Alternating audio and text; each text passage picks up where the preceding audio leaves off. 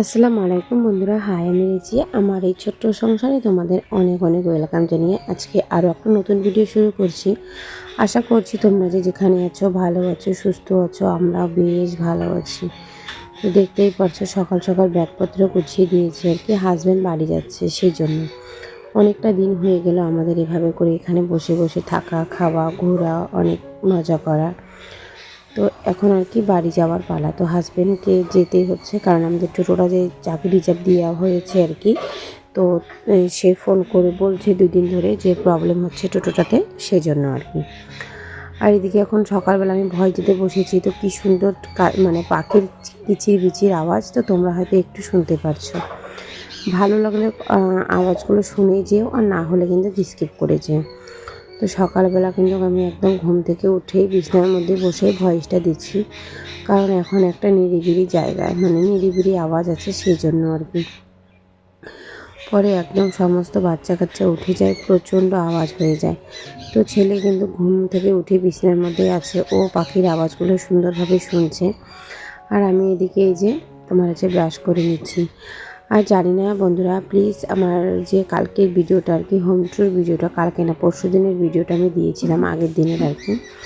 তো সেই ভিডিওটা কিন্তু হিন্দিতেই কথা হচ্ছিল। তো তোমরা একটু প্লিজ যদি শুনে থাকো বা দেখে থাকো, তোমরা একটু বললো তো, মানে ইংলিশে আওয়াজ হচ্ছে নাকি বাংলায় হচ্ছে। কারণ আমি মোবাইল দিয়ে বারবার যতবারই দেখছি মার মোবাইল দিয়ে, তারপরে আবার হিন্দিতে মানে ইংলিশে কথা বলছে। আর তোমার হচ্ছে এক ফ্রেন্ডকে জিজ্ঞাসা করলাম, তো সেই ফ্রেন্ড আবার বলছে যে না, বাংলায় কথা হচ্ছে। আমি না ঠিক ভালোভাবে বুঝতেই পারছি না যে কী হচ্ছে। তো এদিকে তো আমি মুখ ধুয়ে চলে আসলাম। আর দেখো এত বড় একটা দুর্ঘটনা ঘটবে, কি বলবো তোমাদের। তো আমাদের এই গরিবদের সাথে এত ঘটনা ঘটে থাকে আর কি। ক্যামেরা স্ট্যান্ডটা সম্পূর্ণটাই পড়ে গেল। ভাবছো এখন যদি পড়ে ভেঙে যেত, আমার কি আর নেওয়ার ক্ষমতাটা থাকতো? আমি তো সেটাই ভাবছি। আমার তো ভীষণ খারাপ লেগেছে, আর মনে হয় চোখ দিয়ে জল পড়ে গেছে আমি দেখি। তার অনেকক্ষণ পরে কিন্তু আমি ক্যামেরাটা উঠাতে গিয়েছি।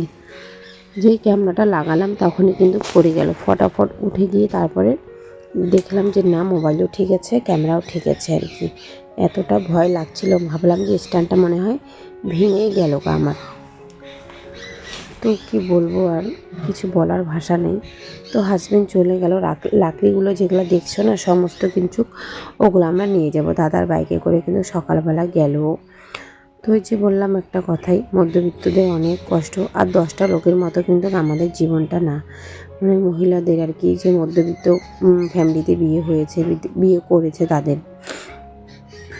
কারণ দেখো চলে গেল, আমাকে রেখে গেল, তার মধ্যে আবার যে লাকড়িগুলো নিতে হবে, সেই জন্য কিন্তু আবার আমরা থেমে গেলাম।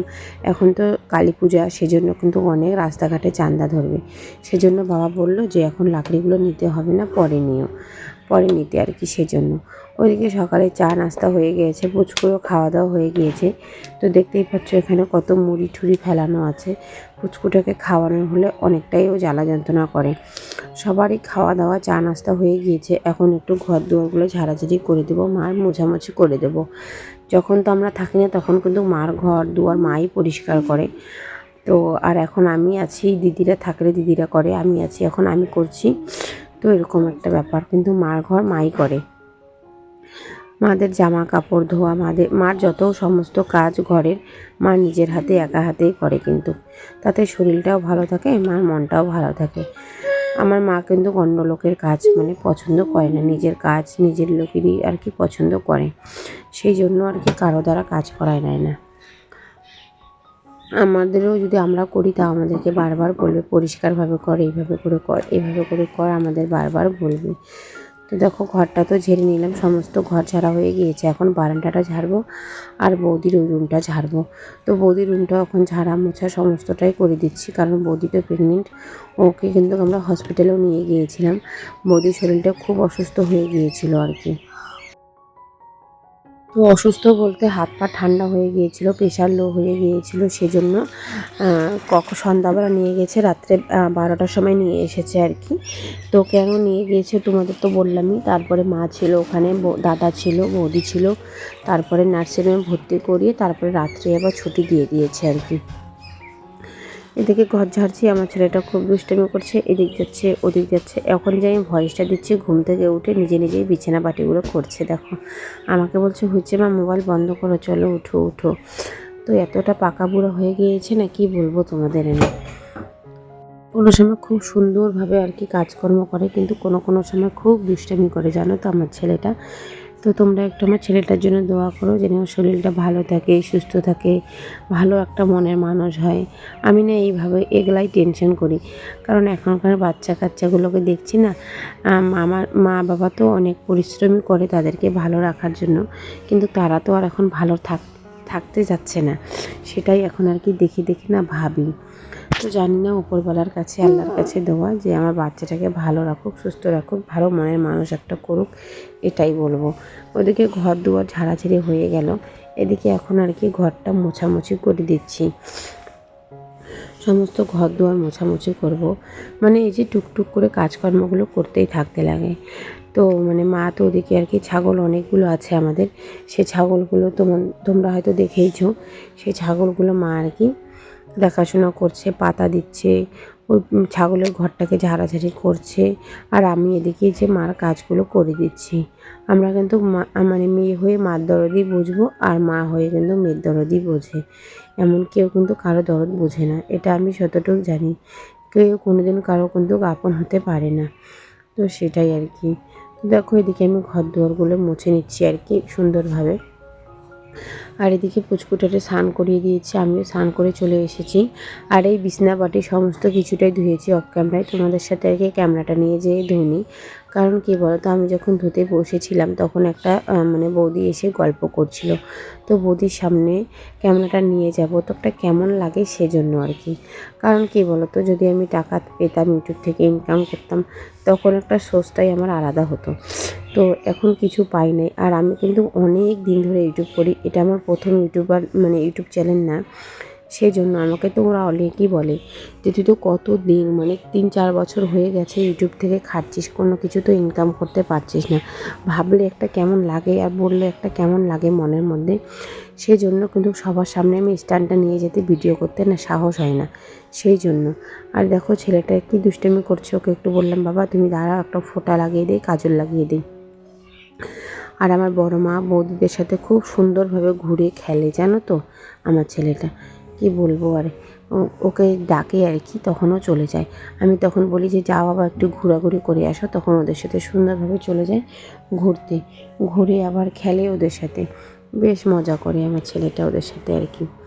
তো এখন আর কি বিছানাপাটিটা গুছিয়ে নেব, ওকে ওই বাবার ঘরে রেখে দিলাম। বাবা ওখানে ভাত খাচ্ছে, ওকে বললাম ওখানে যা বসো।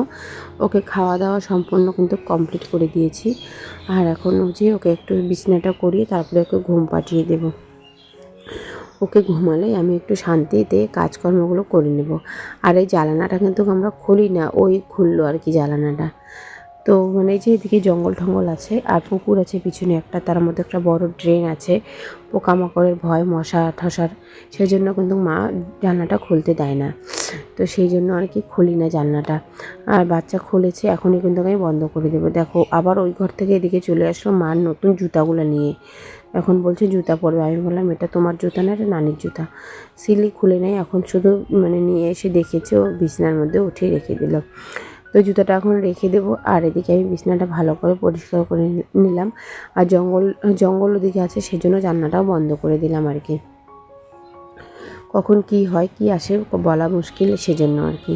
তার মধ্যে ওকে এখন আমার ছেলেকে এখন ঘুম পাঠাবো, সেই জন্য আর কি। এখন এই যে বিছনা পাটি তো করে নিলাম, এখন এই যে এগুলা আর কি ঢুকে নিচ্ছে। এই বিছনাটা ধুইতাম না, দিদিদের বাড়ির থেকে অনেকজন এসেছিলো আমাদের বাড়িতে। আমি তো প্রতিদিন তোমাদের সাথে ভিডিও শেয়ার করতে পারছি না, তো দিদিকে নিতে কিন্তু মানে দিদির যা, শাশুড়ি সবাই এসেছিলো আর কি, গাড়ি নিয়ে ওরা। তো তারপরে ওরা আসছিল, তারপরে একটা বাচ্চা, ছোট্ট বাচ্চা ছিল, সে একটু হ্যান্ডিক্যাপ ছিল, তার বিছানার মধ্যে লালাগুলো পড়েছিল। তো আমি ভাবলাম কি যে ওগুলো আর কি ধুয়ে নিই, ভালো লাগে না।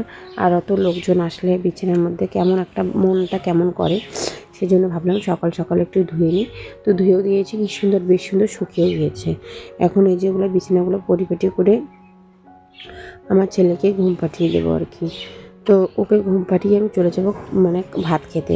ছেলেকে ভাত খাইয়ে দিয়েছি, এখন আমি ভাত খাই নাই। মার সাথে আমি একসাথে বসে খাবো।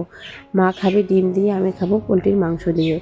তো আমার কিন্তু মাংসও পছন্দ, ডিমও পছন্দ। আমি একবার ডিম দিয়ে ভাত খেয়েছি, সেজন্য এখন আমার মাংস দিয়ে খাবো। আর কচু শাক বানিয়েছিল, তো সেই কচু শাক আর এখন মাংস দিয়ে ভাত খাবো আর কি। সকাল মানে 10টার সময় আমি ডিম দিয়ে খাওয়া দাওয়া হয়ে গিয়েছে। তো সন্ধ্যাও হয়ে গিয়েছে, আমার ছেলেটাও উঠে গিয়েছে। ওর দুষ্টামিটা দেখো কেমন করছে। ও দাদাকে মানে আমার দাদা বলছে, আমার দাদাকে বলছে চাউমিন খাবে, মানে ওর মামাকে চাউমিন নিয়ে আসলো, খাবো আর কি। মানে এখন আমরা একটু বসে বসে টিভি দেখছি। তো টিভিটার দেখো কোয়ালিটিটা কেমন করছে। টিভিটা কিন্তু এমনি ভালো, ক্যামেরাতে এরকম করছে। ভিডিওটা এখানেই শেষ করছি। তোমাদের কেমন লেগেছে অবশ্যই কিন্তু কমেন্টের মাধ্যমে জানাতে ভুলো না। চাউমিন খেতে খেতে আজকের ভিডিওটা শেষ করছি। আর যারা নতুন আছো প্লিজ বন্ধুরা, চ্যানেলটি ভালো লাগলে চ্যানেলটি সাবস্ক্রাইব করে পাশে থেকে যেও, আর বেল আইকনটা দাবিয়ে দিও। তাহলে যখনই নতুন ভিডিওগুলো ছাড়বো তোমরা কিন্তু তোমাদের সময় মতো করে আমার ভিডিওটা দেখতে থাকো, মানে দেখতে পারবে আর কি। আর এখানে চাউমিনগুলো ঢেলে নিয়েছি, এখন আমরা একটু সবাই মিলে খাবো। আর তোমার হচ্ছে আমি আর ভাস্তি খাবো, আমার ছেলে ওদিকে খাচ্ছে। আল্লাহ হাফিজ, টাটা, গুড নাইট।